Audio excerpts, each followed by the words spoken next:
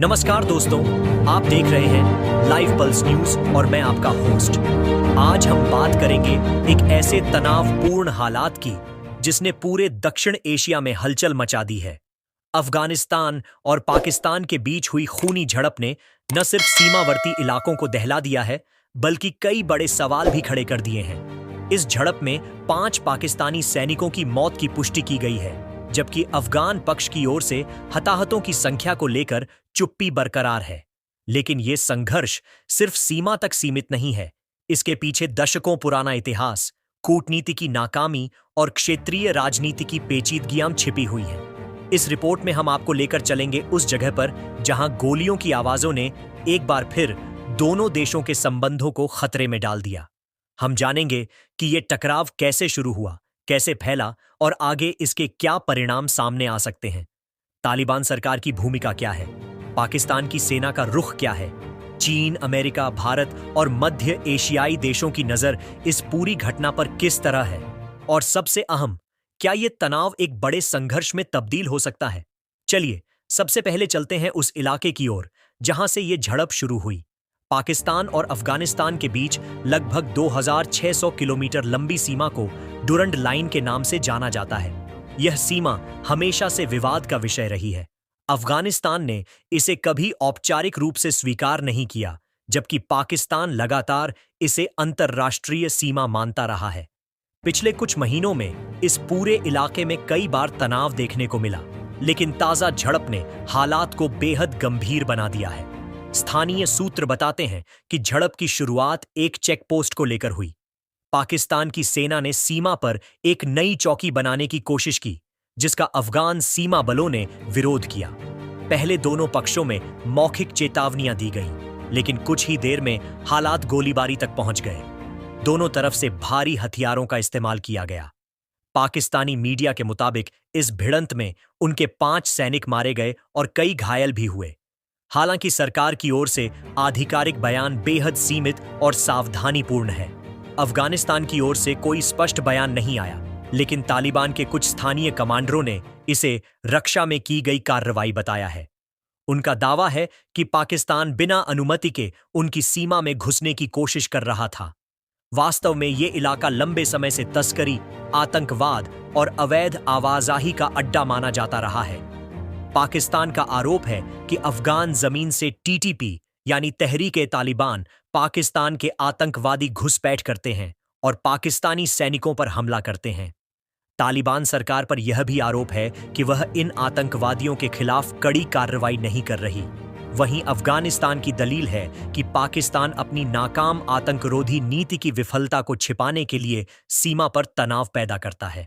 दोनों देशों के बीच इस ब्लेमिंग गेम ने हालात को और विस्फोटक बना दिया है। अब सवाल उठता है कि आखिर पाकिस्तान अफगानिस्तान पर दबाव क्यों बढ़ा रहा है। विशेषज्ञों का मानना है कि पाकिस्तान के लिए यह सिर्फ सुरक्षा का मामला नहीं है, बल्कि राजनीतिक दबाव का भी एक तरीका है। इमरान खान सरकार के जाने के बाद और आर्थिक संकट से जूझ रहे पाकिस्तान में सेना की भूमिका और कठोर हो गई है।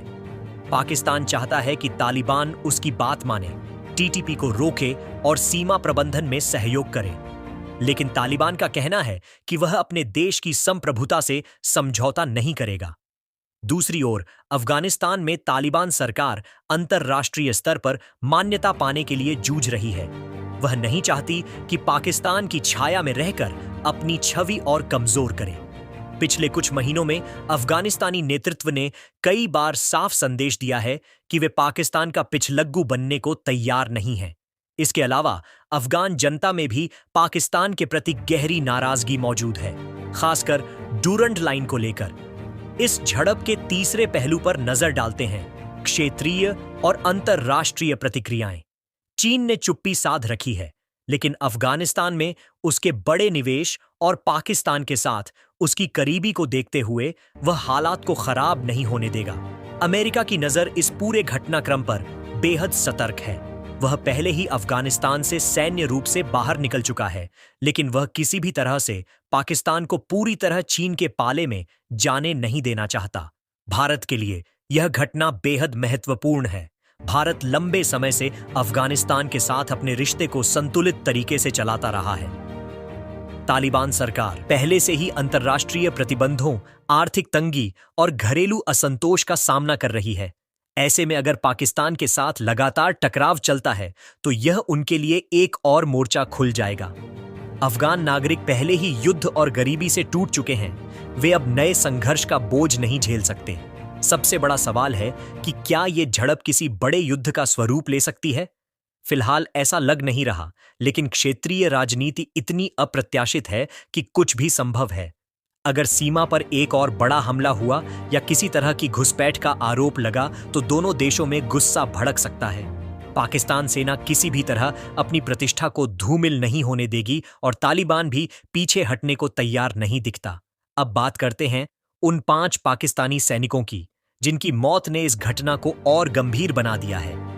पाकिस्तानी सेना में शहीदों को लेकर जनता की भावनाएं बहुत तीव्र होती हैं। सरकार और सेना पर जवाबी कार्रवाई का दबाव बढ़ता जा रहा है। पाकिस्तान की सियासी पार्टियां भी इसे अपने अपने हिसाब से भुना सकती हैं। वहीं अफगानिस्तान में इस घटना को बाहरी घुसपैठ के खिलाफ बहादुरी के रूप में प्रचारित किया जा रहा है। इस पूरी स्थिति के बीच आम लोग सबसे ज्यादा प्रभावित हो रहे हैं। सीमा के आसपास रहने वाले अफगान और पाकिस्तानी नागरिकों में भय का माहौल है। कई गांवों को खाली कराया गया है, व्यापार पर असर पड़ा है, रास्ते बंद कर दिए गए हैं और स्थानीय लोग पानी, राशन और दवाओं की कमी का सामना कर रहे हैं। इतिहास गवाह रहा है कि अफगानिस्तान और पाकिस्तान के बीच संबंध कभी भी सहज और स्थिर नहीं रहे। चाहे तालिबान का दौर हो, अमेरिकी उपस्थिति का समय हो या लोकतांत्रिक सरकारें, डुरंड लाइन, आतंकवाद, शरणार्थियों और व्यापार को लेकर दोनों देशों में तनाव बना रहता है।